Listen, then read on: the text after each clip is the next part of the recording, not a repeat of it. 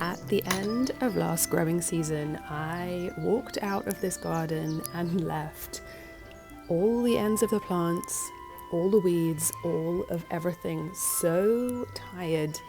of working on it. And I could not imagine spring rolling around and wanting to get out here again, and it felt kind of sad to me.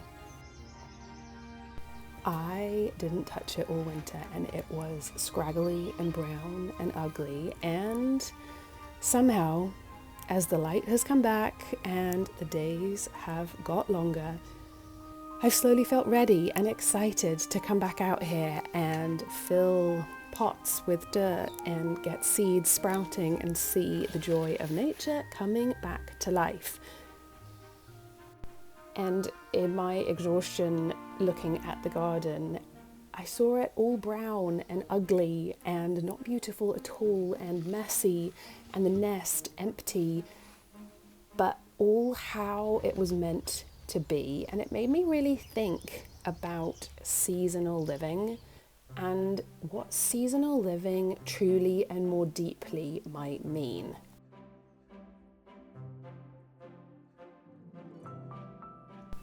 I've always thought about seasonal living as enjoying strawberries in June and doing all things pumpkin in the autumn, and maybe shopping at a farmer's market and seeing what is being picked right now. But seeing nature through winter this year and seeing my tiredness, and then after some rest, my readiness to come back to the garden just as spring was doing the same, it made me wonder if seasonal living isn't just eating fruits and veggies when they are ripe, but something more deep that we can apply through all of life, whether we're in the garden or not. I wonder if behind the celebration of that fresh strawberry is actually this idea of celebrating rhythm, the idea of celebrating a process, the idea of not just having the new thing and celebrating what we have, but celebrating the process, celebrating the slowing down and the brown and the scraggly that it takes to get the strawberry when that moment rolls around. I wonder if the heart of seasonal living is about allowing things to take time and about looking to nature and realizing that in all of life, we are not supposed to have everything all the time. We've been building this new coop for our ducks, and this spot is my favorite mistake-built spot, where we can see the bees from behind the chicken wire and get quite close to them from the safety of not being in their flight path, and we can watch them. And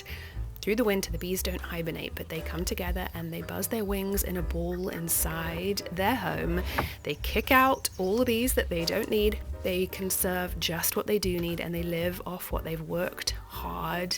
to bring home in the summer. And they wait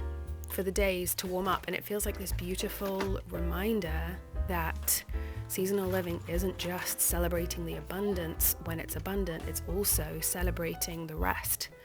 and the quiet and the waiting and what we don't have as an essential part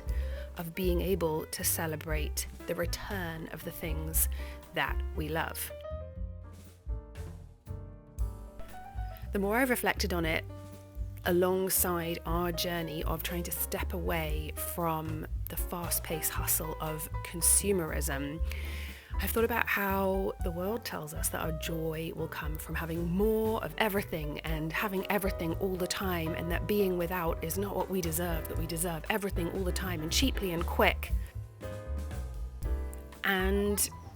I wonder if some of what we need in successfully countering that personally is to embrace the principles of seasonal living, whether we have a garden or not, whether we can go to the farmer's market or not,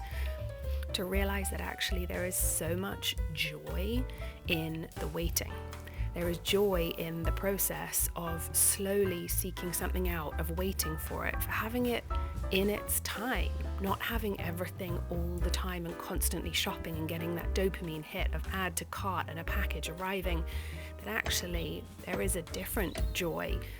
But if we just try and step away from consumerism, we will feel lack. We have to embrace something different. And I wonder if that different